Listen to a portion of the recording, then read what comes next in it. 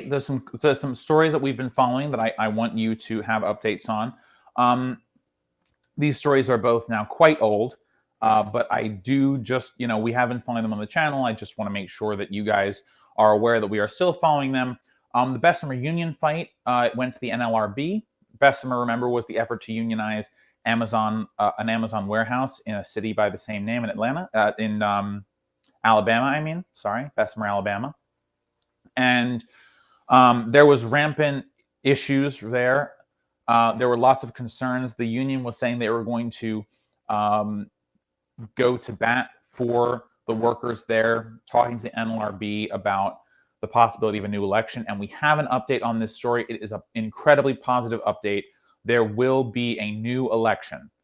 We don't have details yet on when the election is going to happen, but there will be another union election. I hope it gets as much noise and attention as it deserves, as much as last time, perhaps even more. It is never a bad time to organize yourselves into a union. It's very important now that we continue to follow this story, that we continue to support the workers at Amazon, especially in Bessemer, but of course all over the country. We want for this fight to be a success. We want to prove that Amazon is not the elite hegemon that they claim to be, that they can work with a union, and that a union is an active, vital, and important part of working, especially in an atmosphere like that can be so brutal. The union fight there is of the utmost importance, not only for those individual workers, but workers all throughout Amazon. And it could even do what the teacher strikes had done, which is to spur strong worker solidarity movements across the country. So if you can, look up articles about it, keep your eyes on it. I will be keeping my eye on it to make sure that I know what the results are, and I will bring them to you as soon as I have them. But that is very exciting news, and I am very excited to bring it to you. And of course, we will keep on it for as long as need be.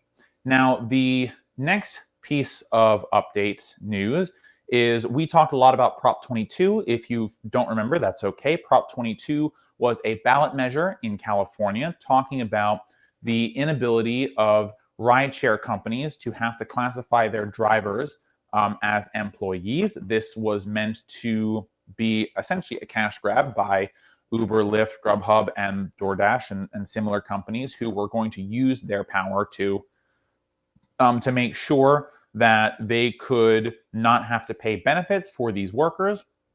By the way, this is a fight that's been going on all over the world. The UK experienced a fight with Uber similar to this, but now the fight is in California. As you may remember, the drivers, the side that would have helped the drivers the most, which is to make them employees, that side of the ballot lost very narrowly. It was a giant defeat for labor. However, a judge in California has ruled that it is unconstitutional. Mind you, all these companies say they're going to appeal, but for now, Prop 22 has been struck down. And it's interesting because I don't know what the requirement is going to be. I don't know if they're going to push for another referendum and things, but we've now lived through what Prop 22 California is going to look like. Wages immediately plummeted. One of the grocery store chains in California said that they were going to replace all their employees with independent contractors so they could pay them less. These little rule changes have huge consequences, and it is important that we be aware of how companies are using the rules that exist to continually exploit us. So solidarity with the drivers and the gig economy workers in California. I hope that this ruling, if when it is challenged, they do not overturn what this judge has said. The invalidation of Prop 22 is incredibly important to the labor movement in California and all over the country. Truthfully, if we can show that this type of work, if we can demonstrate to the powers that be that this type of work is real work, that people do deserve to be treated well, they deserve to make a living wage. You should not lose money working for these app companies. It's